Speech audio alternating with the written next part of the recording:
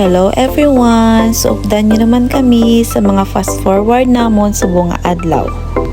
Pakadto na ko sini sa trabaho, bali 4:30 AM ni siya. Sa nagnano, amo gini siya basta summer diri. Mas lawig ang adlaw kaysa sa gabi. Kumbaga, kung summer na gid mga July, nagasanag is daw before 4 AM ata sanag na, tapos mag-zero mga before 10 dra. Tapos mostly ang activity diri kung summer, camping, maligo sa lake. Ara always ang mga tao sa gawas, kay kung winter kulong lang man kami sa sulod sa balay kay wala ka man activity, kay perti man ta nakalamig maggawas. So buong day shift ako, so ang duty ko is 5 AM until 1:30. Kaya ang bana ko malakat karon 1:30 hasta 2:30 sang kaagahon. So bali magsalisihay lang kami mag-hi na lang kami sa dalan. Hindi ta na kamo iupod sa sulod kay nakita niyo naman sa previous vlog ko kung anong ginahimo ko sa trabaho. So ari papuli na ko sini, maligadali na ko sini kay ang mga bata ba wala pa mabilin sa balay kay palakat na si Mark sa trabaho sina. So bali 1:30 sugato na siya sang iyang mga carpool. So pagpuli ko sini sa balay, naghimos lang ko kag ang mga bata kay sugato namon si Adi sa school.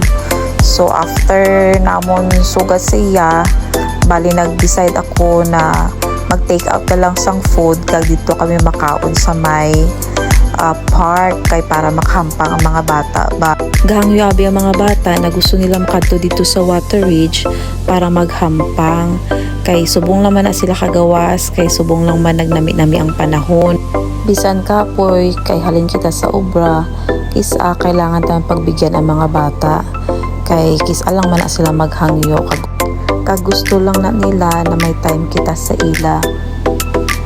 Sa sobra ka busy naton sa trabaho, kisa malipatan na naton ang time naton para sa ila. May mga days kita na yang hindi na naman balaan ni Mark kung din magkuha sang energy kisa kay halin sa trabaho, kapoy ka pag-abot sa balay, mag-asikaso ka pa. Pero amo ginang life, wala ta mahimo kay wala man kita sang kabulig diri. Pero very thankful kami ni Mark sa tanan nga kung ano man ang ara sa amon subong.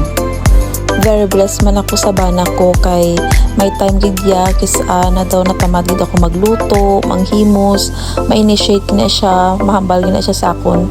Amo na yung linya niya pero nga sige pa huwag lang da ako na bahala, ako maluto. So dira gakaon na kami sang dried ribs na gi-order ko dito sa paborito namon nga Chinese restaurant. Namit na siya ba? Grabe gid hamal ko da ba. Gutom-gutom gid. Oh. After namin kaon dere, naghampang pa na sila dira kadali. Tapos nagpuli naman kami dayon kay daw ano na daw kalamig sang hangin dira. Nalamigahan kami, wala pa gid jacket ang iban. Tapos yung bata ko si KK gapadayaw sa camera Nan. Ta nyo na. As dire gampang na ni sila. Diri sa amon, amo lang gid niyang pastime sa mga bata ang maghampang sa may park. So after sini nagpuli na kami, kagipadayon na lang namon dito sa amon nga backyard ang paghampang.